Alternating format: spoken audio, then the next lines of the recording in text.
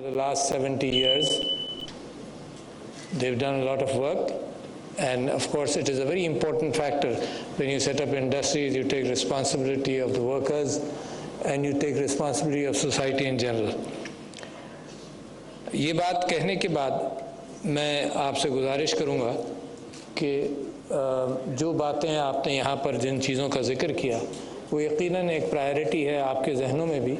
آپ مارکیٹ کو سمجھتے ہیں، پہچانتے ہیں اور پاکستان کا وہ مقام تلاش کرتے ہیں انٹرنیشنل فورمز کے اندر، انٹرنیشنل مارکیٹ کے اندر جو پاکستان کا ہونا چاہیے.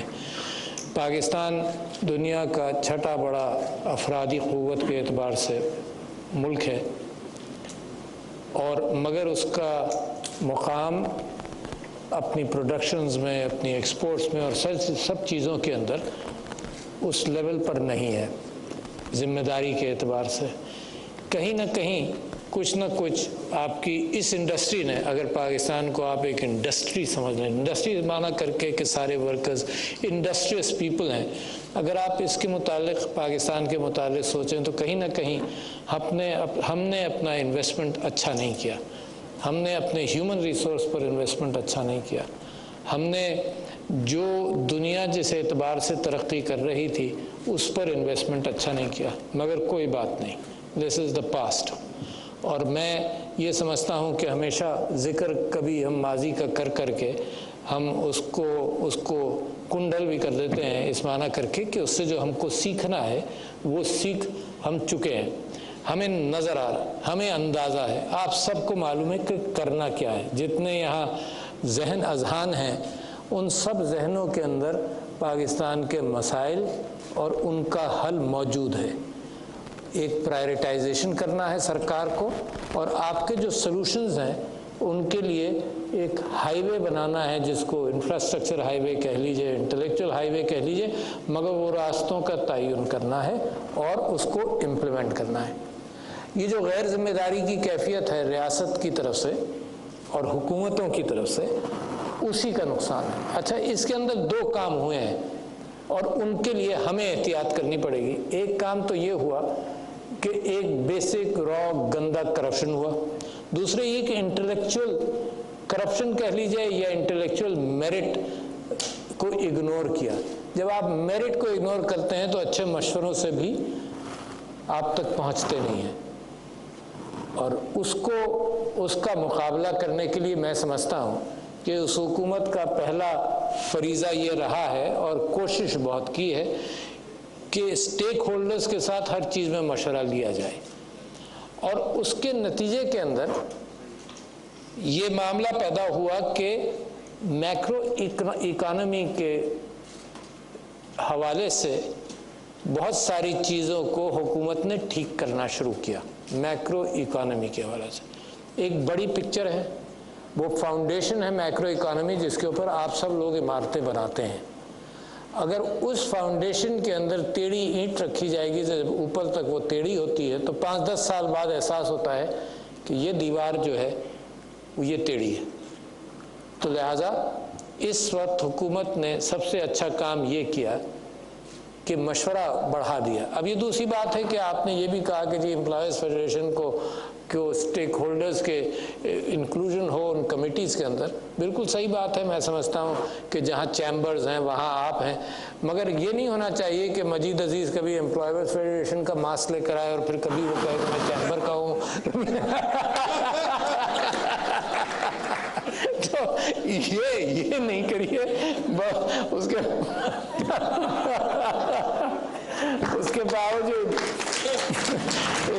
اس کے باوجود میں سمجھتا ہوں کہ جو امپلائیز فیڈریشن ہے اس کا بھی ان پٹ آنا چاہیے پالیسی بنانے میں. جو میکرو اکانومی کا معاملہ ہے، اب ایک کیفیت یہ پیدا ہوئی ہے کہ پاکستان کے متعلق ہم سب نے، آپ نے بھی سب نے طے کیا کہ ایکسپورٹ اورینٹڈ گروتھ ہمیں کرنی پڑے گی. کیوں ایکسپورٹ اورینٹڈ گروتھ کرنی پڑے گی؟ کیونکہ ہماری خواہشات، ہماری ضروریات، ہمیں انفراسٹرکچر جو انڈسٹری کا بنانا ہے، تو اس میں باہر ہم کوئی چیزیں بھیجیں گے تو ہماری डॉलर स्टेबिलिटी बढ़ती है, हमारे बाहर से इनपुट होता है, नो हाउ का इनपुट होता है, इन्वेस्टमेंट्स आते हैं। तो जैसे इन्वेस्टमेंट्स की हम बात करेंगे कि इन्वेस्टमेंट्स आते हैं तो फिर ये सोचना पड़ेगा कि ease of doing business for you और ईज़ ऑफ डूइंग बिजनेस जो बाहर से पैसा लेकर आ रहे हैं, दोनों चीज़ों को सोचना चाहिए। ये नहीं हो सकता कि आप ease of doing this business बाहर वाले के लिए कर दीजिए और अंदर वाले के लिए ना करें, क्योंकि बाहर वाला तो जब आता है जब आप खुद इन्वेस्ट करने को तैयार हो। पिछले 2-3 साल में इसी बात को देखा गया कि कैसी ऐसी कौन सी चीज़ है जहां पर इन्वेस्टमेंट बढ़ाया जाए ताकि एम्प्लॉयमेंट हो और आपका एक यूथ बल्ज है, उस यूथ बल्ज को ज़ाय मत होने देना। बिकॉज ये ही चंद साल हैं, 10 साल 15 साल, जब आप इस यूथ बल्ज को इस्तेमाल करेंगे। अगर ये यूथ बल्ज को आपने एजुकेट नहीं किया, इस्तेमाल नहीं किया, तो ये एक वही पॉपुलेशन ग्रोथ के एतबार से it will become a burden in the next 15-20 years on you. क्योंकि यही यूथ बल्ज जो आज 30, 35, 40 यही 50, 60, 70 का हो जाएगा है। और अगर आपने माशरे को इस काबिल ही नहीं बनाया कि माशरा प्रोड्यूस करे, उस बल्ज का ख्याल रखे, उसके सोशल सेक्टर कुशन्स बनाए मुस्तकबिल में 2040 में 2050 में, तो देन आप फिर उस स्ट्रेस के अंदर मौजूद होंगे कि आपने कल की तैयारी नहीं की। आज जो दिन आया है वो माजी के कल की वजह से, हमारी तैयारियों की कमज़ोरी की वजह से हम आजमाइश में हैं। मगर देखें ये बहुत लंबा रास्ता नहीं है। मैं कुछ किताबों का आपके सामने जिक्र करूं, Y Nations fails bye एसिमोग्लू and Robinson, Jared diamond की किताब है अपहीवल। ये सब तज्जिया करके इस नतीजे पर पहुंचते हैं कि सबसे अहम चीज़ इंस्टीट्यूशंस का क़याम है। लीडरशिप आती है, लीडरशिप जाती है, मगर जो कौमें इंस्टीट्यूशंस बनाती हैं वो चीज़ों से फ़ायदा उठाती हैं। जब इंडस्ट्रियल रेवोल्यूशन आया यूरोप के अंदर, सबसे पहले इंग्लैंड के अंदर, तो वो 1500 से या 1200 के अंदर मैग्ना कार्टा और फिर glorious revolution in the 16th century, उन बुनियादों के ऊपर जब ये इंडस्ट्रियल रेवोल्यूशन आया तो लोग सिक्योर थे इन्वेस्टमेंट्स के एतबार से, रोज़ी के एतबार से, लेबर भी सिक्योर थी, लेबर के कुछ राइट्स हो गए थे। हालांकि जब सबसे पहले प्लेग आया इसी तरह का जैसे अब की कोविड आया, मगर इसमें जानों का नुकसान कम हुआ। जब ब्लैक प्लेग आया तो तकरीबन आधी मगरबी दुनिया का जवान जो है, मर्द जो है, जो काम करने वाला था उस ज़माने में, वो मर गया। तो नतीजा ये हुआ कि पहला लॉ वो चैलेंज हुआ कि जो सर्फ्स थे उन्होंने ये कहा कि जी हम जहाँ मर्जी आए नौकरी करेंगे, क्योंकि उनकी वैल्यू बढ़ गई because of shortage of numbers. तो लॉ इंग्लैंड ने पहला तो ये लॉ किया कि तुम नहीं बदल सकते, तुम बदलोगे तो तुम्हें मौत की तरफ जाना पड़ेगा, तुम्हें सज़ा मिलेगी। बट वो सप्लाई एंड डिमांड के एतबार से इंस्टीट्यूशन ऑफ लेबर का एक प्रोटेक्शन हुआ कि भाई तुम सारी ज़िंदगी और अगली ज़िंदगियों के अंदर तुम इस एम्प्लॉयर के और इस ज़मींदार के ग़ुलाम नहीं हो, तुम आज़ाद हो। तो इस तरह से जो इंस्टीट्यूशंस बने और जो फाइनेंशियल इंस्टीट्यूशंस बने जिसके अंदर sleeping partner could invest, starting from Venice and Florence, Italy के अंदर सबसे पहले ये इंस्टीट्यूशंस बने। स्लीपिंग पार्टनर का तस्वुर ये बनना, स्टॉक होल्डिंग कंपनीज बनी। आपकी जो सबसे बड़ी जालिम कंपनी जो हिंदुस्तान पाकिस्तान की तरफ आई वो east India company. It was a stock holding company जो 200 इन्वेस्टर्स थे इसके अंदर, और इसलिए इन्वेस्ट कर रहे थे कि नॉर्थ अमेरिका और साउथ अमेरिका में स्पेन, पोर्चुगल, इन लोगों ने जाकर बड़ा माल लूटा। नॉर्थ अमेरिका में भी ये थोड़ी बहुत कैफियत हुई तो इन्होंने कहा जी मशरिक की तरफ जाया जाए, वहाँ भी बड़ा माल है। यहाँ हम तैयार थे लुटवाने को अपने, हमारे मीर जाफर, मीर सादिक थे, we were waiting for them to come. और ये जो बर्रे सगीर है ये दुनिया में जीडीपी के एतबार से वाज उस ज़माने में, यानी 16वीं और 17वीं सदी में ज़वाल से ज़रा पहले बहुत उरूज पर था। क्लेम्स ये हैं कि शायद दुनिया में सबसे ज़्यादा जीडीपी, ग्रोस डेवलपमेंट प्रोडक्ट जो था वो इस बड़े सगीर का था। बल्कि आपको मिसाल दूं कि जो एम्बेसडर आया इंग्लैंड से बॉम्बे के ज़रिए जहांगीर के कोर्ट में, तो वो उसको 3 साल लगे अपने क्रेडेंशियल्स पेश करने में, 3 साल। उसके बाद जब उसने क्रेडेंशियल्स पेश कर दिए तो उसने लिखा इंग्लैंड वापस कि मैंने ये कभी भी मगरिब की रियासतों के अंदर ये नहीं देखा कि बादशाह जो है वो बाज़ार में फिरे, और ये हमारे कल्चर का हिस्सा है ना। तो ये जो अब आप CSR और वर्कर्स की आप बात करते हैं, तो ये आपने इनहेरिट की हैं ये हमदर्दियाँ लोगों के साथ। तो उसने कहा कि वो बादशाह साहब जब बाज़ार में निकले तो मैं पीछे पीछे चलता रहा, तो मैंने देखा कि एक बूढ़े आदमी के साथ जिसके पास बदबू आ रही थी, गंदे कपड़े थे, उसको बगलगीर किया बादशाह ने और उससे बात की और तकरीबन आधा घंटा 1 घंटा उसी मसाइल को सुनता रहा। तो ये बरसगीर वहाँ पे था। अब आपको मैं एक मिसाल देता हूँ आपके हिस्से की, आपके एक बाजू की, बांग्लादेश की। बांग्लादेश पिछले यानी कोविड से पहले 7 या 8% ग्रोथ पर था, जो चाइना से ज़्यादा था। बांग्लादेश ने 2-3 काम किए जो मैं आपसे आज गुजारिश करना चाहता हूँ। बांग्लादेश ने एक काम ये किया कि उसने अपनी लड़कियों को और अपने बच्चों को, लड़कियों को ख़ास तौर पर मैं अलग से कह रहा हूँ, तालीम दी। ड्रॉप आउट रेट वहाँ कम हुआ। इस वक्त 98% of children in Bangladesh go through at least primary education, और औरतें उनकी मईशत के अंदर एक बहुत बड़ा पिलर बनी हुई हैं। तो लिहाजा यकीनन ये ग्रोथ रेट होगा। उसने अपने यहाँ इन्फेंट मोर्टेलिटी, स्टंटिंग, इन सारी चीज़ों को कर्ब कर लिया। इस वक्त उसके फिगर्स हिंदुस्तान से भी बेहतर हैं, स्टंटिंग के अंदर, इन्फेंट मोर्टेलिटी के अंदर, एजुकेशन के अंदर, involvement of women in industrial sectors. एक तो एक ज़माना था जब, अब आप देखिए कि पहले मैं ये बता दूं कि एक ज़माना था जब एग्रीकल्चर के अंदर सारी फोर्स लगी होती थी। इंसान बुनियादी तौर पर हंटर गैदरर था, फिर वो फार्मर बना और सदियों वो farming was his primary profession.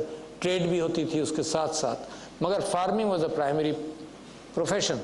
और फार्मिंग के अंदर, let me give you some other figures, farming के अंदर इस वक्त पाकिस्तान के शायद 50% लोग फार्मिंग के अंदर लेबर पर होंगे, औरतें ज़्यादा। Keep that in mind. मैं I am coming back to women all the time because this is an important thing जो मैं आपसे बात करना चाहता हूँ। तो फार्मिंग के अंदर 50% एम्प्लॉयमेंट है। अगर आप US को देखें तो यूनाइटेड स्टेट्स के अंदर जो प्रोडक्शन है पर हेक्टेयर प्रोडक्शन वो आपसे ज़्यादा है, टोटल एग्रीकल्चर प्रोडक्शन वो आपसे ज़्यादा है, और only 1.5% of the labour is involve in farming. तो एफिशिएंसी जो है, जो बिजनेस है, जो इंडस्ट्री है, वो तो एफिशिएंसीज पे जाती है, मगर किसी वजह से हमने एफिशिएंसीज को छोड़कर हमने इजारादारियों को एक्सेप्ट किया। हमने एक स्टैटिक कैफे की हमने, हालांकि सीड रिसर्च के एतबार से बड़ी ओरिजिनल आपके यहाँ टंडोजाम एग्रीकल्चर यूनिवर्सिटी थी, आपकी फैसलाबाद एग्रीकल्चर यूनिवर्सिटी थी, और अब वो हाल हुआ कि फैसलाबाद का ग्रेजुएट या टंडोजाम का ग्रेजुएट कोई फार्मर रखने को तैयार नहीं होगा। वो कहेगा कि मेरा बच्चा, मेरा भतीजा तुमसे ज़्यादा जानता है ना। तो वहाँ पर आए जब आपने रिसर्च बहुत पहले शुरू की थी और सही की थी, क्योंकि सीड जो है बगैर रिसर्च के वहाँ काम नहीं चलता। तो मैं जहाँ ये बात आपसे कर रहा हूँ तो बहुत सारे सेक्टर्स का आपने जिक्र किया, मगर आपके सामने एक और चीज़ भी रखना चाहता हूँ, और वो चीज़ ये है कि जो प्रोडक्शन हमने दुनिया के अंदर किया, तो हम ये भूल गए कि दुनिया की सकत क्या है। आज से 50-60 साल पहले कोई सोचता भी नहीं होगा कि दुनिया की कोई कैपेसिटी होगी।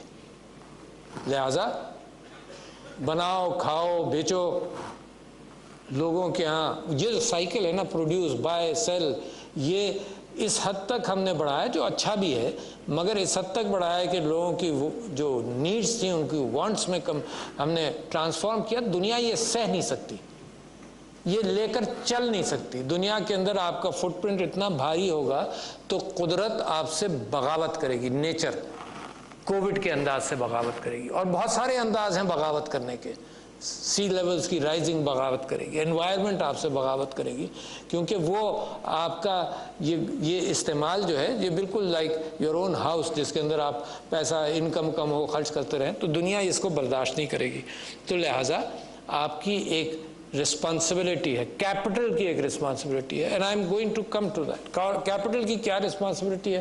اب کسی ایک انڈسٹری کا میں تصور کر لوں، آپ لوگ مالکان یہاں بیٹھے ہوئے، ایک چیز میں نے آپ کے سامنے رکھی کہ عورتوں کا امپلائمنٹ، عورتوں کا امپاورمنٹ، آپ لوگ مینٹورز بنیں، آپ لوگ مینٹورز بن کے انکریج کریں، لوگوں کو آگے لائیں، ہے نا۔ جو ڈسیبلڈ ہیں وہ عورت تو 50% ہے پاپولیشن کی، اس کو آپ ورکنگ سیکٹر سے دور رکھتے ہیں، اس کو سیکیورٹی پرووائڈ نہیں کرتے۔ ماشاءاللہ ٹیکسٹائلز کے اندر یو ہیو این اپارچونٹی، اور بہت ساری اسی طرح سے 10% آپ کے یہاں ڈسیبلڈ افراد ہیں، ان کو آپ مین اسٹریم میں نہیں لاتے، تو اپنی پاپولیشن کا ایک بہت بڑا حصہ آپ نے اگنور کر دیا۔ کیسے ترقی کریں گے؟ ترقی ہو نہیں سکتی۔ قائد اعظم محمد علی جناح نے جب کہہ دیا کہ عورتوں کی ترقی کے بغیر ملک ترقی نہیں کرتے۔ آپ کی انڈسٹری کے حوالے سے میں آپ سے کہہ رہا تھا کہ آپ کی ذمہ داریاں کیا ہیں۔ ایک تو یقیناً پروفٹ ایک آپ کی ذمہ داری ہے، جو سٹاک ہولڈرز ہیں، آپ خود مالک ہیں تو پروفٹ۔ دوسری ہے کہ جن لوگوں کے ساتھ آپ کام لیتے ہیں وہ بھی آپ کی ذمہ داری ہیں، جو امپلائیز ہیں، ان کی پارٹیسپیشن، ان کی چیزوں کو آپ کیسے انشور کریں گے، ان کی تعلیم کو کیسے انشور کریں گے، ان کو ایمالیمنٹس جو دیں گے تاکہ وہ اپنے بچوں کی تعلیم مکمل کر سکیں، جو ان کی ہیلتھ کو انشور کریں گے آپ۔ مطلب if you don't take care of your people تو you are irresponsible, period, nothing else۔ تو your industry is of course a profit based industry but not at the cost of the working man۔ Working man کو ساتھ لے کر چلیں گے، اور یقیناً آپ نے جو آج ایوارڈز دیے ہوں گے اس میں ان باتوں کو بھی کنسیڈر کیا ہوگا، اس کو انکریج کرنے کی ضرورت ہے۔ تیسرے یہ کہ آپ کے کلائنٹس کے ساتھ پاکستان جو ہے، ایک برانڈ پاکستان کی طرف ہمیں جانا ہے جس کے اندر ہمارے برانڈ کو نقصان پہنچایا ہے حالات نے، کچھ ہم نے خود، کچھ ہمارے دشمنوں نے، اور بہت اس کو رگیدہ ہے دنیا کے اندر۔ اس برانڈ پاکستان کو ریکور کرنے کے لیے ایک سمپل سا اصول آپ کو اپنانا پڑے گا، از دیانتداری ان یور ڈیلنگز۔ پاکستان کے ساتھ اگر کوئی ڈیل کرے تو over a period of time, یہ اچانک نہیں ہوگا۔ آپ یہ نہیں کہہ سکتے کسی سے بھروسہ کر لو اور ہم قسم کھانے کو تیار ہیں، ڈزنٹ ورک لائک دس۔ ایک ٹرسٹ وردینس آپ کریٹ کرتے ہیں، اور وہ ٹرسٹ وردینس آپ کے اپنے تعلقات کے اندر، آپ کو اپنے دوستوں کے اندر آپ کو معلوم ہے کہ یار یہ بندہ جو ہے یہ پرفارم کرتا ہے، یہ کرتا ہے، یہ امانت دار ہے۔ تو لہٰذا it will take time but you have to start. یہ جو کیفیت تھی کہ پاکستان سے پروڈیوس گیا اور اس کی کوالٹی کمزور تھی، جو وعدہ تھا اس سے کم تھا، get out of that. Brand Pakistan will not recover if such practices continue. تو یہ آپ کے اوپر پریکٹس آتی ہے، یہ اس کے اوپر پولیس نہیں لگتی، اس کے اوپر سرکار کچھ نہیں کر سکتی، یہ آپ کی اپنی ڈیلنگز ہیں، مگر اس کے اندر آپ اپنے ہاں انسسٹ کریے، نقصان ہو but you must stand by your word which is very important. چوتھی چیز جو ہے آپ کی ذمہ داری، وہ سوسائٹی کے ساتھ ہے، معاشرے کے ساتھ ہے، جس کے اندر آپ کا CSR بھی آئے گا، جس کے اندر انوائرمنٹ بھی آئے گا، جس کے اندر بہت ساری چیزیں ہیں جس کو آپ تصور کریں۔ آپ لوگ کار خیر کرتے ہیں، آپ نے کووڈ میں کیا، یہ ہے معاشرے کے ساتھ آپ، you are keeping peace with society, you are not an exploiter, you are a part of society. اس چیز سے آپ صرف ثابت نہیں کرتے، آپ ایک ہیلدی انوائرمنٹ میں کام کرتے ہیں۔ اور چوتھی چیز یہ کہ مستقبل کا آپ کیا کر رہے ہیں۔ کراچی کے اندر بھی میں واقف ہوں، آپ بھی واقف ہیں کہ جی ڈسچارج آف کیمیکل ویسٹ ہے کراچی کے اندر، مثال بہت ساری چیزیں ہیں جس کے اندر آپ مستقبل کے بھی ذمہ دار ہیں کہ آپ کے ملک کے اندر یہ ساری چیزیں، اس کا آپ خیال کریں۔ ایک ہوتا ہے والنٹری کار خیر۔ Bill Gates for example, there is a gentleman by the name of Andrew Forrest, جس نے اور جس کی بیوی نے آسٹریلیا کے اندر دے پرابلی ورتھ $30 بلین، انہوں نے اور اس کی بیوی نے یہ طے کیا کہ ہم اپنی زندگی میں اپنا ساری چیز کار خیر پر لگائیں گے۔ بریلینٹ آئیڈیا، ٹھیک ہے نا۔ ہمارا انداز عام طور پر طریقہ کار یہ ہوتا ہے کہ پیدا برہنہ ہوتے ہیں،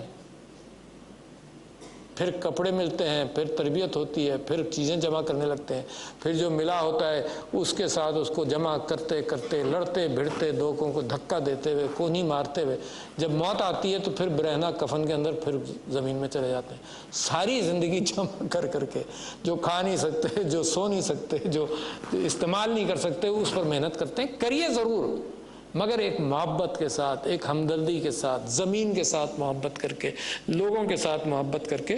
تو میں اس وجہ سے آپ سے کہہ رہا ہوں کہ ایک والنٹری ہوتا ہے اور اس والنٹیرزم کو ہم انکریج کرنا چاہتے ہیں، ناٹ فورسڈ۔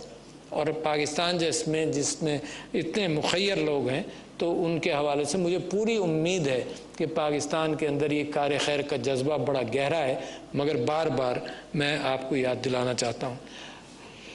ایک اور چیز آپ کے سامنے ذکر کروں کہ ویلتھ ڈسپیرٹی دنیا میں بڑھ رہی ہے۔ the people are getting richer and the poor are getting poorer، اور خاص طور پر اس طرف، مگر مغرب کے اندر بھی یہی حال ہے، inequality of wealth. For example 70s اور 80s کے اندر یہ تھا کہ the poorest paid American worker and the most well paid American worker کے اندر 1:20 کا ڈسٹریبیوشن تھا، مگر اب 1:1000 تک بات پہنچ گئی ہے، اتنی ڈسپیرٹی۔ اچھا، جو معاشرے کے اندر تناؤ ہوتا ہے جس کو سٹریس کہہ لیجئے، وہ اس وجہ سے بھی ہوتا ہے کہ بھوکا نہ رہے کوئی، ضرور ہوتا ہے، مگر مغرب کے اندر تو کوئی بھوکا نہیں ہے، مگر تناؤ یہ بھی ہوتا ہے کہ دوسرا اتنا کما رہا ہے، میں اتنا کما۔ یہ سٹریس جو معاشرے کے اندر ہے یہ ویلتھ ڈسپیرٹیز کی وجہ سے ہوتا ہے۔ اسلام کا طریقہ کار کبھی نہیں تھا، حضور اکرم صلی اللہ علیہ وسلم کی جو زندگی ہے اس کو آپ دیکھیں، خلفائے راشدین کی زندگی دیکھیں تو بڑے بڑے نام آپ کے یہاں موجود ہیں ان سے سیکھنے کے لیے۔ حضرت عمر بن عبدالعزیز جب خلیفہ بننا نہیں چاہتے تھے، جو خلیفہ جس کا انتقال ہوا اس نے اپنے بیٹے کو نہیں بنایا، ان کو بنا دیا۔ بیٹے نے آبجیکشن کیا، انہوں نے کہا جی ابھی سب لوگ دوبارہ طے کریں، میں تو خود بھی نہیں بننا چاہتا۔ جب بن گئے تو گھر میں آتے ہی انہوں نے کہا، اور بڑے رئیس آدمی تھے، ان کی بیوی جو تھی انہوں نے بھی بہت کچھ انہیرٹ کیا تھا، گھر آتے ہی انہوں نے کہا کہ جتنے ملازم ہیں ان کو بلا لو، میں ان کی تنخواہ دینے کے قابل اب نہیں ہوں گا، جس نے میرے ساتھ رہنا ہے رہے، جس نے جانا ہے جائے۔ بیٹا آتا تھا کہتا تھا کہ اماں یہ ہر وقت گوبھی ہی کھلاتی ہو تم، تو اماں نے کہا اس کی کہ سب سے سستی سبزی جو بازار میں وہ گوبھی ہے۔ یہ this was the spirit of sharing in society, ہے نا، اس جائگینٹک جائنٹس کے آپ انہیریٹرز ہیں of intellectual wealth, intellectual direction. تو میں یہ سمجھتا ہوں کہ پاکستان جو اب بن رہا ہے وہ ایک ایسا پاکستان بنا ہے۔ دنیا میں اس وقت مورالٹی کہیں نہیں ہے۔ دنیا میں آپ یہ دیکھیے کہ جو ادارے حقوق انسانیت کے اوپر قائم تھے وہ حقوق انسانیت کو پامال کرتے ہوئے، مشرق وسطیٰ کا آپ حال دیکھ لیجئے کہ جھوٹ کے اوپر مشرق وسطیٰ کا ستیہ ناش کیا۔ حقوق انسانیت کے اعتبار سے ایسٹ ٹیمور آزاد ہوگا مگر فلسطین اور کشمیر آزاد نہیں ہوں گے۔ یہ جو انسانی فیصلوں کے اندر مورالٹی کے آگے اب ویسٹڈ انٹرسٹ ہے۔ تو مجھے تو امید صرف پاکستان پر اب ہے کہ اگر دنیا کے اندر اخلاقی اقدار کے اعتبار سے جو ویکیوم ہے وہ اگر پورا ہوگا تو ایک ڈائنامک قوم سے پورا ہوگا جو جمہوریت کی بنیاد پر بنی۔ آپ نے ووٹ دیا، ووٹوں کی بنیاد پر ہندوستان کا بر صغیر کے اندر الگ الگ ملک بنے، اور اس کے بعد آپ کا ویژن، آپ نے سیکھ بھی بہت لیا، آپ نے دہشت گردی سے گزر گئے، آپ نے پولرائزیشن سے آپ گزر گئے، آپ جو آپ کے پڑوسی ملک انہی گڑھوں کے اندر گر رہے ہیں آپ اس سے نکل چکے ہیں، آپ نے سیکھ بہت لیا۔